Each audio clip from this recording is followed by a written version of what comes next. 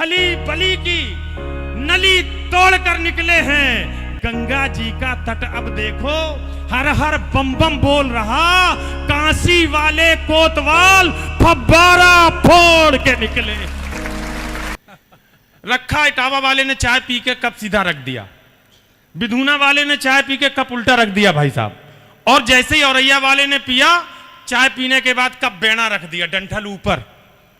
अब हम बड़े आश्चर्यचकित, ऐसा क्यों किया? हमने पूछा उनसे, हमने भैया ये कप टेढ़ा क्यों रखा, बेड़ा बेड़ा क्यों रखा, आड़ा क्यों रखा? आचार्य जी उसने बताया, हम क्यों बताया, पहले इनसे पूछो। मैंने इटावा वाले से पूछा, मैंने कहा तुमने सीधा क्यों रखा? इटावा वाला बोला हमें चाय और चाहिए इसलिए सीधा रखा। मैंने कहा ठीक है, तार्किक बात है, और चाहिए तो मुंह ऊपर रखना पड़ेगा। बिधुना वाले से पूछा, तैने क्यों उल्टा करा? बोले इसलिए करा, कहा मैं नहीं पीना, हमारा मन भर गया। औरैया वालों का शान देखना। औरैया के सज्जन से मैंने पूछा, तुमने बेड़ा क्यों रखा? बोले बेड़ा इसलिए रखा कि ओए तो दे दो, नहीं हो तो छोड़ो। इतने आनंद के लोग हैं। ये अभी हमारे पांडे जी यहाँ बैठे हुए हैं, ये बछाटी के रहने वाले, बीते दिनों रेलवे स्टेशन पे गए, इनको दिल्ली जाना था अनिल भैया। ट्रेन खचाखच भरी हुई, आनंद लेना, ट्रेन खचाखच भरी हुई, पैर रखने को जगह नहीं, इतना जुगाड़ू आदमी औरैया का। ट्रेन में चढ़े, देखा कि भीड़ बहुत है, थोड़ी देर दिमाग लगाया, और उसके बाद पांडे जी एकदम जोर से चिल्ला के बोले, अरे सांप! और जैसे ही उन्होंने सांप का नाम लिया, आधा डब्बा खाली, धीरे धीरे करके पूरा डब्बा खाली। पांडे जी ने कंबल निकाला, बढ़िया बिछाया सीट पे और सो गए। रात की ट्रेन थी, सुबह हुई, सूरज निकले, इनकी नींद टूटी। सवेरे उठ करके बाहर देखा, चाय चाय की आवाज सुनाई पड़ी। उनसे पूछा, भैया दिल्ली आने में कितनी देर है?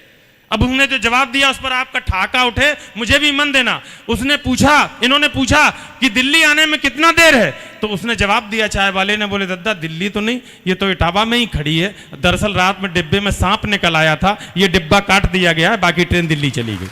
तो ऐसे लोग यहाँ पर पूरे मन के साथ बैठे हुए हैं। मैं आप सबको बहुत बहुत बधाई देता हूँ, ये मन बनाए रखिएगा। थोड़ी सी आवाज बढ़ा दो भाई, थोड़ी इको डाल दो। आपने महाराज जी के हिसाब से माइक सेट किया है, इन्हें पूरे दिन बोलना होता है, हमें 15। अब आएगा आनंद। अब सुनना, 4 पंक्तियां उठाता हूं जिस मंच पे खड़ा हूं, जब पीछे लिखा हुआ है मेरे राम।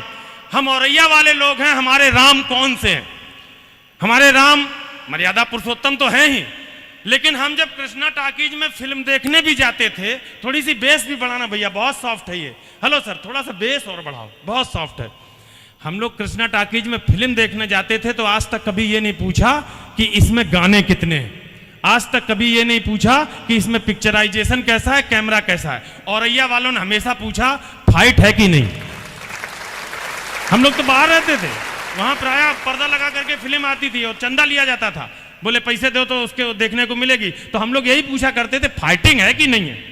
तो हमें मेरे जो राम है, हमारे औरैया के जो राम है, भगवान गोस्वामी तुलसीदास ने भगवान कृष्ण की झांकी देखी, बड़ा खूबसूरत दोहा उन्होंने कहा, मोर मुकुट सिर पर धरे भले बने हो नाथ, तुलसी मस्तक तब झुके जब धनुष बाण हो हाथ।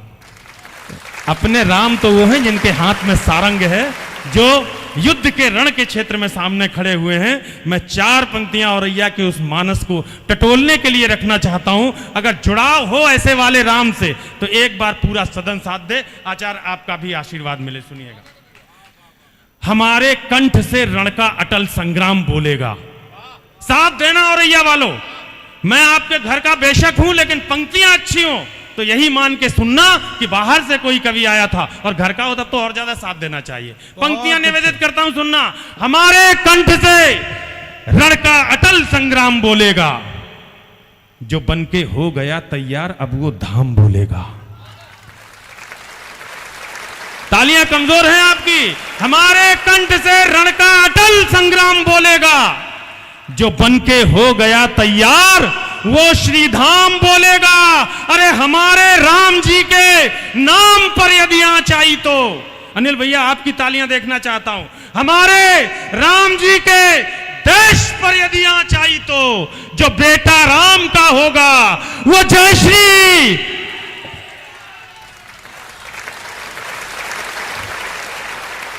औरैया के बजरंगी नहीं लग रहे मुझे, आवाज में बात ही नहीं है। दोनों हाथ मुट्ठियों की शक्ल में उठे, एक बार मेरे साथ बोलिए, जय जय श्री राम।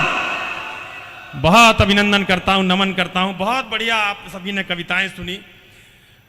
ज्ञानवापी पर बड़ी लंबी सी कविता पढ़ी मेरे छोटे भाई ने, क्या शानदार लिखा। यही हम सब का मानस है, लेकिन अपना काम 4 पंक्तियों का रहता है। और अगर ठीक सा यहां भी लगाओ टमाका तो एक बार तालियों का विस्फोट देखना चाहता हूं। महाकाल के लिए 4 पंक्तियां रखता हूं। क्या देखा हमने जब टीवी पर ज्ञानवापी का वो हुआ था, हौज में से हमारे शंकर जी निकले थे, उसी वक्त की 4 पंक्तियां सुनना। मेरी अपनी शैली है, उसी भावना से कहता हूं, और यह कि अपना तरीका है कहने का। ये यूं कहा, औरंगजेबी अहंकार की दम निचोड़ के निकले हैं। जब हौज में से भोलेनाथ निकले, याद सीन को रखना, क्या महसूस किया था, क्या आक्रोश था। कविता नहीं है ये, वो आक्रोश है जो सदियों से उस हौज में था, और जब निकल के आया तो मन में भाव क्या था। औरंगजेबी अहंकार की दम निचोड़ के निकले हैं, अली कली की खली बली की नली तोड़ कर निकले हैं। औरंगजेबी अहंकार की दम निचोड़ कर निकले हैं, अली कली की खली बली की नली तोड़ कर निकले हैं। गंगा जी का तट अब देखो, हर हर बम बम बोल रहा, काशी वाले कोतवाल फब्बारा फोड़ के निकले। करो तो पूरा सदन एक बार, मैं कोशिश करता हूं। नमः पार्वती पते हर हर